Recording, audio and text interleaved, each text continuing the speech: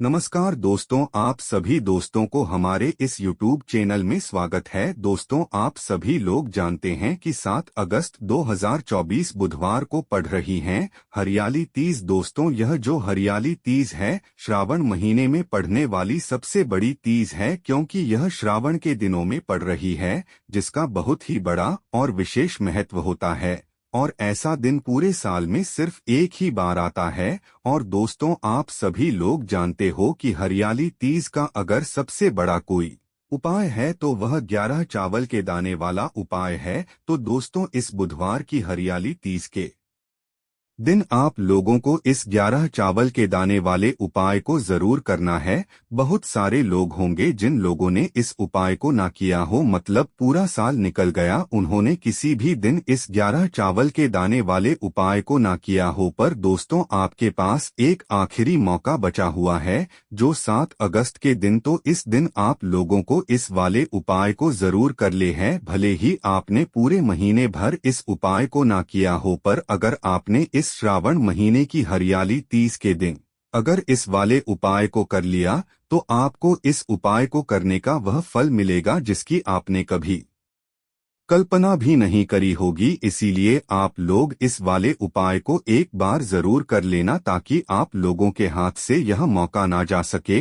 और आपको इस उपाय को करने का फल मिल सके। दोस्तों, यह उपाय पंडित जी ने अपनी अभी की ही श्री शिव महापुराण की कथा में बताया है, जिस उपाय को आज हम आपको बहुत अच्छे से समझाने वाले हैं। इस वीडियो को देखने के बाद इस उपाय को समझने के लिए आपको कोई और वीडियो को देखने की जरूरत नहीं पड़ेगी। तो चलिए दोस्तों, उपाय को शुरू करते हैं। देखिए, यह इस श्रावण महीने की बुधवार हरियाली तीज के दिन यह इतना खास होता है, इतना महत्वपूर्ण होता है। देखा गया है, कभी कभी बड़े बड़े पूजा पाठ अनुष्ठान से जो मनोकामना पूर्ण नहीं होते, वह श्रावण महीने के दिन एक छोटे से उपाय करने से ही आपकी मनोकामना पूर्ण हो जाती है। और बहुत सारे लोगों ने इस उपाय को किया भी है और उनको इस उपाय को करने का फल भी जरूर मिला है। अगर आप लोग भी इस उपाय को करना चाहते हैं, तो आप इस उपाय को पहले अच्छे से समझ लेना, सुन लेना, उसके बाद करना। आपको इस उपाय का फल जरूर मिलेगा। और इस उपाय को कर लेने से आपके घर में चाहे किसी भी प्रकार की दुख और समस्या क्यों ना चल रही हो, आपको उसका कारण भी नहीं पता है कि भाई यह समस्या किस कारण से चल रही है। उसका कुछ भी कारण हो सकता है, जैसे पितृ दोष हो सकता है या किसी भी तरह का मंगल दोष भी हो सकता है। तो इस दिन आप लोगों को यह वाला उपाय कर लेना है। यह एक ऐसा उपाय है जिस उपाय को अगर किसी विशेष दिन पर किया जाए, तो भाई उस विशेष दिन का जो है वह तो हमें मिलता ही मिलता है। पर हमने उस दिन पर इस उपाय को किया है तो हमें उससे भी बड़ा फल मिलता है, और फल बहुत जल्दी मिलता है, क्योंकि आप इस उपाय को बहुत ही बड़े और विशेष दिन पर कर रहे हो। तो चलिए अब उपाय के बारे में बात करते हैं। लेकिन उससे पहले आप लोगों को यह जानना आवश्यक है कि आखिर यह उपाय किस समय करना है, किसको करना है और कैसे करना है। तो चलिए हम आगे आपको वीडियो में एक एक करके बता देते हैं। लेकिन उससे पहले अगर आप लोग हमारे चैनल पर पहली बार आए हैं या फिर मेरी आवाज पहली बार सुन रहे हैं, तो हमारे चैनल को सब्सक्राइब जरूर कर लेना और इस वीडियो को लाइक करके कमेंट बॉक्स में श्री शिवाय नमस्तुभ्यं ओम नमः शिवाय जरूर टाइप कर देना। तो दोस्तों, इस गवन चावल के दाने वाले उपाय को हमें इस हरियाली तीज के दिन कैसे करना है, किसको करना है, किस समय करना है और कहां पर करना है, यह सारे सवालों के जवाब आपको इस वीडियो में मिल जाएंगे। और जो यह वीडियो देखेगा भाई, उसको 11 चावल के दाने वाला उपाय जरूर करना चाहिए, क्योंकि इस दिन एक चावल के दाने का भी बहुत ही बड़ा और विशेष महत्व होता है। और जब बात आ जाए 11 चावल के दाने की, तो यह सोने पर सुहागा वाली बात हो जाती है। और यह एक बहुत ही बड़ा उपाय हो जाता है इस बुधवार हरियाली तीज का। तो अब दोस्तों, इस 11 चावल के दाने वाले उपाय को आखिर करना किसको है, सबसे पहले हम लोग वह बात जान लेते हैं। तो देखो, घर की जो बड़ी माताएं बहनें होती हैं, उन माताओं बहनों में से कोई भी एक बड़ी माता बहन इस वाले उपाय को कर सकती है। और दोस्तों, अगर आप चाहें तो अपने घर में से सभी सदस्यों को भी इस उपाय को करवा सकते हैं। अगर किसी व्यक्ति की खुद की कोई मनोकामना है, खुद की कोई दुख और परेशानी है जो कि वह अपने लिए ही करना चाहता है इस वाले उपाय को, तो वह खुद अपने लिए भी कर सकता है। बाकी अगर कोई घर में से ऐसा है जो कि अपने पूरे घर परिवार की सुख और शांति के लिए यह वाला उपाय करना चाहता है, तो भाई वह भी कर सकता है। उसमें भी कोई दिक्कत वाली बात नहीं है। कहने का मतलब यह है कि इस उपाय को हर एक सदस्य भी कर सकता है और पूरे घर परिवार के सदस्य के लिए घर की बड़ी माताओं बहनों में से कोई एक माता बहन भी कर सकती है। माताएं बहनें अगर घर में उपस्थित ना हो या वह यह वाला उपाय ना कर पा रही हो, तो फिर घर का कोई बड़ा सदस्य भी इस 11 चावल के दाने वाले उपाय को कर सकता है, चाहे फिर वह पुरुष ही क्यों ना हो। उसमें कोई भी दिक्कत वाली बात नहीं है। अब दोस्तों, इस 11 चावल के दाने वाले उपाय को हमें करना कहाँ पर है? हमें इसे शिव जी के मंदिर में जाकर करना है। बहुत सारे लोग प्रश्न करते हैं, हर एक उपाय को करते समय क्या हम इस उपाय को घर पर कर सकते हैं? तो इस वाले उपाय को आप घर पर नहीं कर सकते हो। इस वाले उपाय को करने के लिए आपको शिव जी के मंदिर ही जाना पड़ रहेगा। उसके बाद में दोस्तों, जो अगला प्रश्न निकल कर आता है वह यह आता है इस उपाय को लेकर कि आखिर इस उपाय को हमें किस समय करना है? सुबह के समय करना है कि शाम के समय करना है? तो देखो, इस वाले उपाय को आप लोग सुबह के समय भी कर सकते हो और शाम के समय प्रदोष काल में भी कर सकते हो। अब अगर आप पूछो कि भाई सबसे उत्तम समय कौन सा रहेगा इस 11 चावल के दाने वाले उपाय को करने का, तो हम आपसे बस यही कहेंगे कि इस उपाय को आप सुबह के समय करेंगे तो ज्यादा बेहतर होगा। बाकी अगर प्रदोष काल शाम के समय भी करेंगे तो भी अच्छा होगा, उसमें कोई भी दिक्कत वाली बात नहीं है। तो अब दोस्तों, जो अगली सबसे बड़ी और महत्वपूर्ण बात आती है वह यह आती है कि सुबह अगर हम उपाय को करेंगे तो हमें कितने बजे से लेकर कितने बजे तक के बीच में करना है, और शाम के समय प्रदोष काल में करेंगे तो हमें कितने बजे से लेकर कितने बजे के बीच में करना है। तो देखो, सुबह जितनी जल्दी हो सके आप उपाय को करने की कोशिश करना। बाकी अगर किसी कारणवश लेट भी हो जाओ, थोड़ी देर भी हो जाए, तो 10 या 11 बजे तक भी आप कर लेना, पर 12 बजे से ज्यादा देरी ना हो, ठीक है? इस बात का ध्यान रखना। उसके बाद में दोस्तों, अगर शाम के समय प्रदोष काल की बात करें, प्रदोष काल का जो समय होता है वह शाम के 6 बजे से शुरू हो जाता है। मतलब शाम के 6 बजे से लेकर 700 बजे के बीच का जो समय होता है यह समय प्रदोष काल का समय होता है। पर अभी जो मौसम चल रहा है, इस मौसम में जो है शाम बहुत देरी से होती है, तो आप इस उपाय को 7 या 8 बजे के बीच में भी कर सकते हो। मतलब शाम के 6 बजे से रात 8 बजे के बीच में आप कभी भी इस वाले उपाय को कर सकते हो, उसमें कोई भी दिक्कत वाली बात नहीं है। अब दोस्तों, यहाँ पर इस उपाय को लेकर एक और सबसे बड़ी बात यह निकल कर आती है कि इस 11 चावल के दानों को हमें लेना कहाँ से होता है और हमें इस उपाय को करने के साथ में क्या और कुछ भी सामग्री ऐसी होती है जो शिव जी के मंदिर लेकर जानी पड़ी रहती है। तो देखो, यहाँ पर हम आपको बता दें, सबसे पहले आप लोग यह जान लो कि यह जो 11 चावल के दाने वाला उपाय है, सिर्फ और सिर्फ आप उपाय की सामग्री लेकर कभी भी शिव जी के मंदिर मत जाना, क्योंकि हमें भगवान के सामने यह नहीं दर्शा है कि अगर हम भगवान शिव जी के मंदिर आए हैं तो अपने फायदे के लिए आए हैं। तो इसलिए जो भी पूजन सामग्री है, उपाय सामग्री है, 11 चावल के दाने, इसके साथ में आपको पूजन सामग्री भी जरूर लेकर जाना है। देखो, अगर सुबह के समय उपाय कर रहे हो तो सीधी सी बात है, 1 लोटा जल तो आप लेकर जाओगे ही जाओगे। वही 1 लोटा जल अगर मिट्टी का जल हो तो बहुत अच्छा रहेगा। मिट्टी का जल कैसे बनाया जाता है, इसके लिए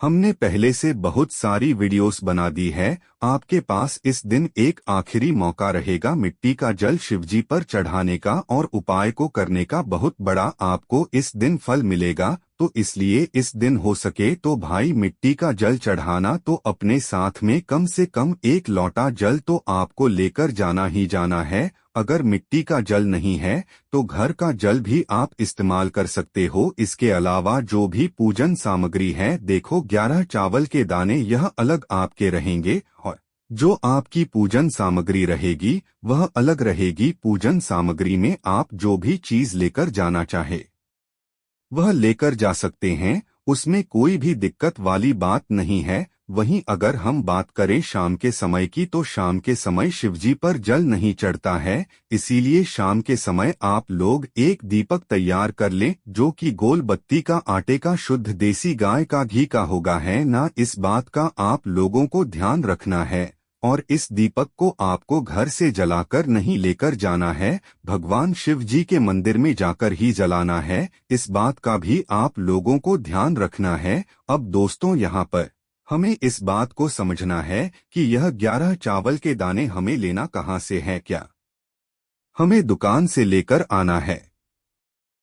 क्या हमें अपने घर से लेना है या कहाँ से लेकर आना है? और कौन से चावल लेना है, क्योंकि चावल भी बहुत प्रकार के होते हैं। तो देखो, इन सभी सवालों के जवाब आप लोग एक बात में सुन लो कि भाई यह जो उपाय है, इस उपाय में आपको यह नहीं देखना है कि भाई कौन से चावल है कौन से चावल नहीं है। बस जो भी चावल ले रहे हो वह चावल का दाना सबूत होना चाहिए, मतलब साबुत होना चाहिए, टूटा हुआ नहीं होना चाहिए, कटा पिटा नहीं होना चाहिए। यह बात आपको ध्यान रखना है। बाकी आपका चावल बासमती हो या सादा चावल हो या कोई सा भी चावल हो, उसमें कोई भी दिक्कत वाली बात नहीं है। तो सीधी सी बात है कि आपके घर के रसोई घर में जहां पर आप भोजन बनाते हो, वहां पर जो भी चावल आपके उपस्थित हो, उन चावलों में से अपनी एक कटोरी भर लेना या एक मुट्ठी चावल अलग से निकाल कर रख लेना, क्योंकि हम 11 चावल ही यहाँ पर इस उपाय में लेने वाले हैं।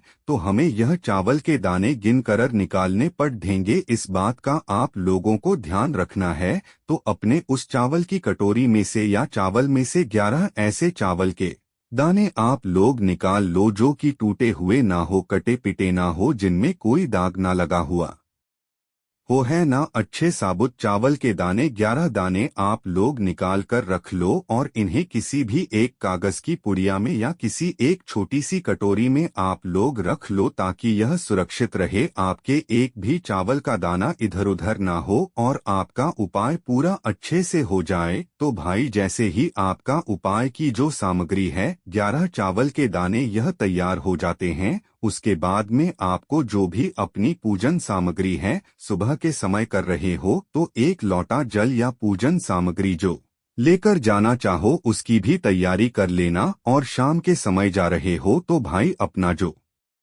दीपक है उसे तैयार कर लेना, ठीक है। और उपाय को करते समय शुद्धता का विशेष रूप से ध्यान रखना, ठीक है। सुबह सुबह स्नान करने के बाद ही उपाय को करने की आप लोग तैयारी करना। उसके बाद अगर शाम के समय की बात करें तो शाम के समय आपको स्नान करने की जरूरत नहीं है, पर शुद्धता का ध्यान रखना है। आपको स्नान तो नहीं करेंगे, आप हाथ मुंह धोकर भी इस वाले उपाय को शाम के समय प्रदोष काल में कर सकते हैं, इसमें कोई दिक्कत वाली बात नहीं है। तो आप अपने उपाय की पूरी सामग्री तैयार करके आपके पास ही में जो आपका शिव मंदिर हो वहां पर पहुंच जाइए। सबसे पहले शिव मंदिर में जाकर आप लोगों को उपाय नहीं करना है, पहले भगवान के दर्शन करना है, भगवान से आशीर्वाद प्राप्त करना है। फिर शिव जी की शिवलिंग के पास में आना है। शिवलिंग के पास में आने के बाद आप जो पूजन सामग्री लेकर आए हुए हैं,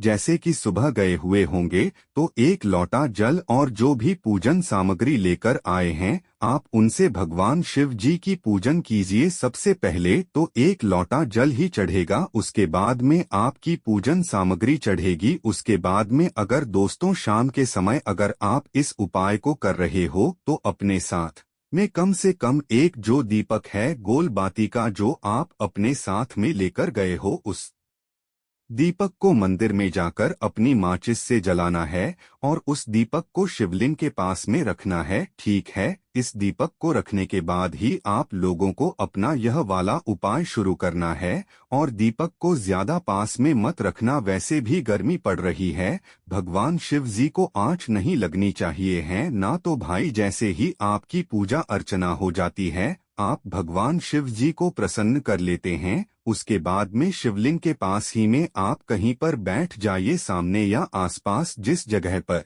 आपको बैठना हो वहां पर बैठ जाइए और अपने वह 11 चावल के दाने अपने सामने निकाल कर रख लीजिए, क्योंकि अब यहाँ पर उपाय को यहाँ पर करने की आपको तैयारी करना है। और इस तरीके से जब आप उपाय करेंगे, पूजन सामग्री करने के बाद, पूजन अर्चना करने के बाद, तो आपको उपाय का फल बहुत जल्दी और बहुत बड़ा होकर मिलेगा। तो अपने 11 चावल के दाने अपने सामने निकाल कर रख लेना। और यह जो उपाय है यह आपकी सीधे हाथ की हथेली से होगा, इसलिए इस बात का भी विशेष रूप से ध्यान रखना है। तो सीधे हाथ की हथेली का प्रयोग करके ही आप लोग अपना इस वाले उपाय को करना। अपने सामने जो भी आपकी कागज की पुड्डियाँ है उसको खोलकर रख लो, या कटोरी है तो भाई उसे अपने सामने रख लो और अपने वह 11 चावल के दाने निकाल लो, ठीक है। उसके बाद में दोस्तों, तो अब आपको क्या करना है कि शिवलिंग आपके सामने होगी, तो आपने वह 11 चावल के दाने एक एक करके आपको शिव जी के शिवलिंग के ऊपर चढ़ाना है। कहाँ पर चढ़ाना है? शिवलिंग के ऊपर चढ़ाना है और कहीं पर भी नहीं चढ़ाना है। आपको अपने हथेली से तो शिवलिंग के ऊपर चढ़ना है, भले ही फिर वो अपने आप जलाधारी पर गिर जाए या मतलब वहीं पर गिर जाए, उसमें कोई दिक्कत वाली बात नहीं है। पर आप चढ़ाओ शिवलिंग के ऊपर ही। तो आपको क्या करना है? अपना पहला चावल का दाना उठाना है, श्री शिवाय नमस्तुभ्यम बोलना है और शिवलिंग पर चढ़ देना है। इसी तरीके से दूसरा चावल का दाना उठा है, शिवलिंग पर चढ़ना है और मंत्र बोल देना है। और फिर तीसरा चावल का दाना उठाना है, श्री शिवाय नमस्तुभ्यम बोलना है और चढ़ देना है। इसी प्रकार से आपको पूरे 11 चावल के दाने एक एक करके शिव जी के शिवलिंग के ऊपर चढ़ाना है और भगवान से प्रार्थना करते जाना है। मतलब प्रार्थना तो आपको आखिरी में करना है, पर हर एक चावल के दाने को चढ़ाते समय श्री शिवाय नमस्तुभ्यम जरूर बोलना है। उसके बाद ही मैं यह चावल का दाना शिवलिंग के ऊपर आपको चढ़ाना है। जैसे ही आपके 11 चावल के दाने शिवलिंग के ऊपर 4 हैंच जाते हैं, तो भाई उसके बाद में आपको क्या करना है? भगवान से अपनी मनोकामना बोलना है। मनोकामना भी कब बोलना है? जब आपका 11 चावल का दाना आपके सीधे हाथ की हथेली में हो और आप उसे छड़ने के लिए जा रहे हो। श्री शिवाय नमस्तुभ्यम बोलकर उस आखिरी चावल के दाने को शिवलिंग के ऊपर चढ़ा देना और भगवान से फिर अपनी वह मनोकामना बोल देना, जिस मनोकामना के लिए आप लोग अपना यह वाला उपाय कर रहे हो। जिस भी दुख और परेशानी के लिए आप लोग अपना यह वाला उपाय कर रहे हो, उसके बाद में जैसे ही आप अपनी मनोकामना बोल देते हो, आपका यह वाला उपाय पूरा हो जाता है। पर दोस्तों, उपाय को करने के बाद आप लोगों को 2 मिनट भगवान शिव जी के मंत्र का जाप जरूर करना है। और मंत्र का जाप करने के बाद भगवान से एक और बार प्रार्थना करना है अपनी मनोकामना के लिए या अपनी जो भी दुख और परेशानी है उसके लिए। इसके बाद में आप लोग भगवान को देखकर भगवान से प्रार्थना करके उनसे आशीर्वाद लेकर वहां से उठ सकते हैं और अपने घर पर जा सकते है। बस दोस्तों, यहाँ पर यह वाला उपाय पूरा हो जाता है। इस तरीके से जो भी व्यक्ति छोटी छोटी चीजों का ध्यान रखते हुए इस 11 चावल के दाने वाले उपाय को करेगा, निश्चित सी बात है उसे उसकी मनोकामना जल्द ही पूर्ण होगी और जो भी दुख और परेशानी है वह भी बहुत ही जल्दी दूर होंगे। और दोस्तों, अगर आपको हमारी यह वीडियो पसंद आई हो तो दोस्तों आज की वीडियो यहीं तक समाप्त करते हैं। फिर मिलते हैं नए एपिसोड में। धन्यवाद।